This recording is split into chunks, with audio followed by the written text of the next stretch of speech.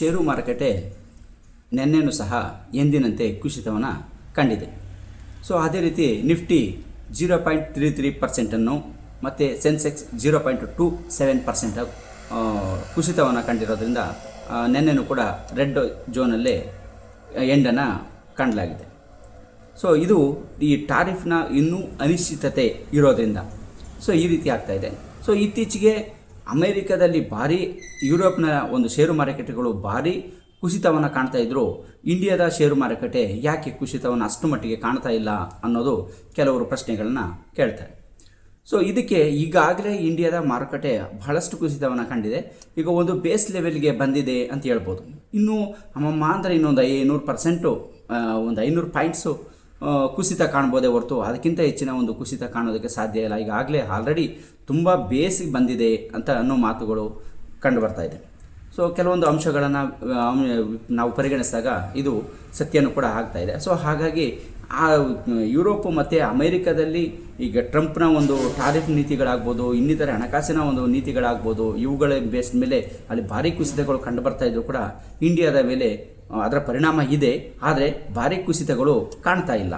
So ಹಾಗಾಗಿ ಈಗ ಒಂದು ಹಂತಕ್ಕೆ, ಒಂದು ಲೆವೆಲ್ಗೆ ಬಂದಿದೆ. ಇನ್ನೇನಿದ್ರೂ ಒಂದು ಚೂರು ಪುಷಪ್ ಸಿಕ್ಕಿದರೆ, ಒಂದು ಸಣ್ಣ ಒಂದು ಪುಷಪ್ ಸಿಕ್ಕಿದ್ರೂ ಶೇರ್ ಮಾರ್ಕೆಟ್ ಮೇಲೆ ಏರುವ ಒಂದು ಸಾಧ್ಯತೆ ಇದೆ. ಸೊ ಹಾಗಾಗಿ ಈ ಒಂದು ಹಂತದಲ್ಲಿ ಶೇರ್ಗಳನ್ನು ಮತ್ತು SIP ಮಾಡುವಂಥದ್ದು, ಒಂದು ದೀರ್ಘಕಾಲಿಕ ಹೂಡಿಕೆಯನ್ನು ಮಾಡುವಂಥವ್ರು, ಅಥವಾ ಈಗ ಶೇರ್ಸನ್ನು ಪರ್ಚೇಸ್ ಮಾಡಿ ಅದನ್ನು ಮುಂದೆ ಒಂದು ಪ್ರಾಫಿಟ್ ಬುಕ್ಕಿಂಗನ್ನು ಮಾಡ್ಕೊಳ್ತೀನಿ, ಸ್ವಲ್ಪ ದಿನ ವೆಯ್ಟ್ ಮಾಡಿ ಅನ್ನೋರು ಈಗ ಹೂಡಿಕೆ ಮಾಡೋದಕ್ಕೆ ಒಂದು ಒಳ್ಳೆಯ ಒಂದು ಅವಕಾಶ ಆಗಿದೆ ಅಂತ ಅನ್ನೋದನ್ನ ನೋಡ್ಬೋದಾಗಿದೆ.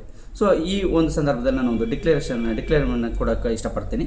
ಸೊ ನಾನು ಯಾವುದೇ ಒಂದು ಶೇರ್ಗಳನ್ನು ಪ್ರಮೋಟ್ ಮಾಡ್ತಾ ಇಲ್ಲ, ಯಾವುದೇ ಒಂದು ಕಂಪನಿಯ ಹೂಡಿಕೆಗೆ ನಾನು ಪ್ರಮೋಟನ್ನು ಮಾಡ್ತಾ ಇಲ್ಲ. ಸೊ ನನ್ನ ಒಂದು ಅನಾಲಿಸನ್ನು, ನನಗೆ ಸಿಕ್ಕ ಮಾಹಿತಿಗಳ ಬೇಸ್ ಮೇಲೆ ನಿಮಗೆ ನೀಡ್ತಾ ಇದ್ದೀನಿ.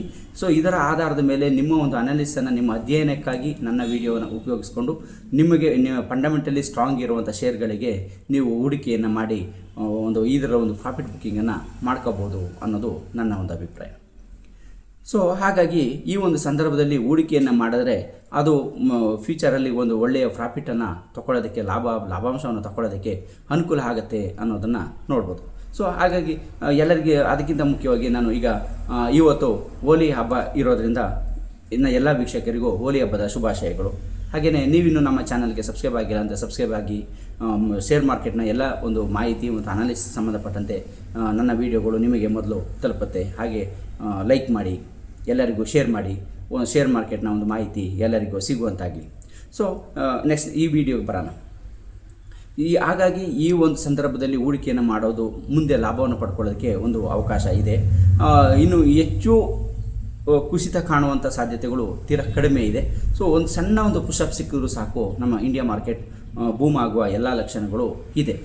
ಸೊ ಅದು ಈಗ ಫೈನಾನ್ಷಿಯಲ್ ಇಯರ್ ಎಂಡ್ ಆಗಿ ಮಾರ್ಚಲ್ಲಿ ಇರೋದ್ರಿಂದ ಸೊ ಇಲ್ಲೂ ಕೂಡ ಈ ಸಾಧಾರಣವಾಗಿ ಈ ಒಂದು ಸಂದರ್ಭದಲ್ಲಿ ಒಂದೇ ಲೆವೆಲಲ್ಲಿ ಕಾಪಾಡಿಕೊಂಡು ಬರೋವಂಥದ್ದು ಯಾವಾಗಲೂ ನೋಡ್ತಾ ಇರ್ತೀವಿ. ಸೊ ಈ ಒಂದು ಅಂಶವನ್ನು ನಾನು ಜನವರಿ ಮತ್ತು ಫೆಬ್ರವರಿ ವಿಡಿಯೋಗಳಲ್ಲೂ ಕೂಡ ನಾನು ಆವಾಗಲೇ ಅನಾಲಿಸನ್ನು ಮಾಡಿ ಈ ಅಂಶವನ್ನು ಹೇಳಿದ್ದೆ. ಸೊ ಹಾಗಾಗಿ ಈ ಮಾರ್ಚ್ ಕಳೆದ ನಂತರದಲ್ಲಿ ಏಪ್ರಿಲ್ 10-15ನೇ ತಾರೀಕಿನ ಮೇಲೆ ಬೂಮ್ ಆಗುವ ಲಕ್ಷಣಗಳು ಇದೆ. ಅಲ್ಲಿವರೆಗೂ ಒಂದು ತಟಸ್ಥ ನೀತಿಯಲ್ಲಿ, ಅಂದರೆ ಸಣ್ಣ ಒಂದು ಏರುಪೇರಲ್ಲಿ, ಕುಸಿತ ಕಂಡರೂ ಸಣ್ಣ ಒಂದು ರೀತಿಯಲ್ಲಿ, ಏರಿಕೆ ಕಂಡರೂ ಒಂದು ಸಣ್ಣ ಒಂದು ಅಂಶದಲ್ಲಿ ಇದು ಹೀಗೆ ತಳ್ಕೊಂಡು ಹೋಗುತ್ತೆ ಅನ್ನೋದನ್ನು ನೋಡ್ಬೋದು. ಸೊ ಹಾಗಾಗಿ ಇನ್ನೂ ಸಾಧಾರಣವಾಗಿ ಒಂದು ತಿಂಗಳ ಕಾಲ, ಅಂದರೆ ಈ ಮಾರ್ಚಲ್ಲಿ 15 ದಿನ, ಏಪ್ರಿಲಲ್ಲಿ ಇನ್ನೂ ಒಂದು 15 ದಿನ, ಒಂದು ತಿಂಗಳ ಮಟ್ಟಿಗೆ ಇದು ಹೀಗೆ ಹಿಂದೆ ಮುಂದೆ ಹೋಗ್ತಾನೆ ಇರ್ತದೆ, ಅಂದರೆ ಒಂದೇ ತಟಸ್ಥ ನೀತಿಯಲ್ಲಿ ಹೋಗ್ತಾ ಇರ್ತದೆ ಅನ್ನೋದನ್ನು ನೋಡ್ಬೋದಾಗಿದೆ. ಸೊ ಹಾಗಾಗಿ ಈ ಒಂದು ಸಂದರ್ಭದಲ್ಲಿ ಹೂಡಿಕೆಗೆ ಒಂದು ಒಳ್ಳೆಯ ಅವಕಾಶ ಇದೆ. ಎಲ್ಲ ಒಂದು ತಿಂಗಳ ಕಾಲದವರೆಗೂ ಹೂಡಿಕೆ ಮಾಡಿ ವೆಯ್ಟ್ ಮಾಡಲಿಕ್ಕೆ ಆಗಲ್ಲ ಅನ್ನೋರು ಮಾರ್ಚ್ನ ನಂತರದಲ್ಲಿ, ಏಪ್ರಿಲ್ ಏನು ಬರುತ್ತೆ ಮೊದಲನೇ ವಾರದಲ್ಲೋ ಅಥವಾ ಮೊದಲನೇ ವಾರದಲ್ಲೇ ಹೂಡಿಕೆಯನ್ನು ಮಾಡಿಕೊಂಡ್ರೆ 2ನೇ ವಾರದಿಂದಲೇ ಪ್ರಾಫಿಟ್ ಬುಕ್ಕಿಂಗ್ಗೆ ಪ್ರಾರಂಭ ಮಾಡ್ಬೋದು. ಈಗ ನನ್ನ ಒಂದು ಅನಾಲಿಸಿನ ಪ್ರಕಾರ ಏಪ್ರಿಲಲ್ಲಿ ಯಾವ ಒಂದು ಸೆಗ್ಮೆಂಟ್ ಸಿಗ್ಬೋದು ಅಂತಂದರೆ ಆವಾಗ ಇಯರ್ ಎಂಡ್ ಆಗಿರುತ್ತೆ, ಕಂಪನಿಗಳ ಪ್ರಾಫಿಟ್ಗಳು ಏನು ಬರ್ತದೆ, ಆ ಒಂದು ಅನಾಲಿಸು, ಆ ಒಂದು ಸಣ್ಣ ಒಂದು ಪುಷಪ್ ಏನು ಸಿಗುತ್ತೆ ಅದು ಇಂಡಿಯಾ ಮಾರ್ಕೆಟ್ ರೈಸ್ ಆಗೋದಕ್ಕೆ ಅವಕಾಶಗಳನ್ನು ತಲುಪುತ್ತೆ ಅನ್ನೋದು ಇಲ್ಲಿ ನೋಡ್ಬೋದಂಥ ಅಂಶ ಆಗಿದೆ. ಸೊ ಹಾಗಾಗಿ ಮತ್ತೊಮ್ಮೆ ನಾನು ಎಲ್ಲರಿಗೂ ಹೋಲಿ ಹಬ್ಬದ ಶುಭಾಶಯಗಳನ್ನು ಹೇಳ್ತಾ ಇದ್ದೀನಿ. ಇವತ್ತು ಹೋಲಿ ಹಬ್ಬ ಇರೋದ್ರಿಂದ ಶುಕ್ರವಾರ ಶೇರ್ ಮಾರ್ಕೆಟ್ ರಜೆ ಇರುತ್ತೆ.